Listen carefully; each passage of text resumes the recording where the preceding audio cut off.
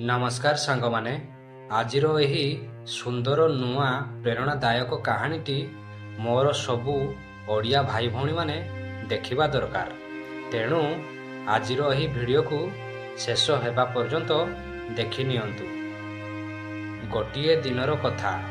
गोटिए अंचल रे गोटिए बुढ़ीमा एवं ता बहु रहुथिले।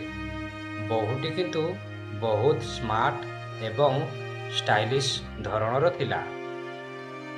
सबु समय रे बहुटी नुआ नुआ ड्रेस आनिकी पिंधे एवं नुआ नुआ होटेल को जाइकी भलो भलो खाइबा मध्य खाए।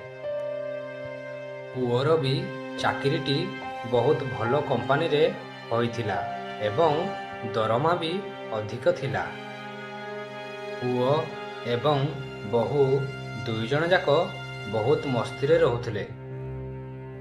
बुढ़ी माटी सेतेबेले एसबू को देखि देखि जली जाउथला एवं सबुबेले घरे अशांति सृष्टि हेउथला।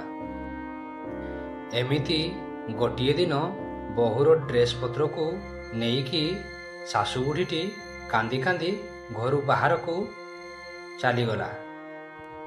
एमिति किछि दूर चली चली गला परे ठीक सेतेबेले गोटिए साधु महात्मा दृष्टि सेही बुढ़ी माटीर उपरे पड़िला एवं बुढ़ीटी साधु महात्मा पाखक गला एवं तांकू कहिला कि हे महात्मा मु कौन करिबी, मु बहुत दुखरे अछि।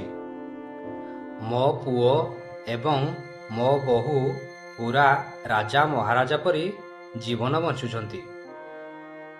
मो बहुर जीवन रे एमिति कौन अछि जे से एते सुखी आउ भलो, आउ मोर भाग्य एते खराब कौन पाई, जेबे कि पुओटी भी होउछि मोर। बुढ़ी मुहरु एकथा सुनिकी सेतेबेले साधु महात्मा जनक हसीदेले एवं कहिले एसबू हेउछि तो कर्मर हिसाब। साधु महात्मा जनक पुणी कहिले तो बहुटी पूर्व जन्म रे बहुत गरीब छुआ मानकु कपड़ा दान करुथला एवं गरीब मानकु बहुत प्रकार साहाय्य करुथला। सेइथिपाई ता कर्म स्वरूप भगवान ताकू एई जन्म रे एते सुख शांति देइछंती। किंतु तू पूर्व जन्म रे गोटिए ठक प्रकृतिर महिला थिलु।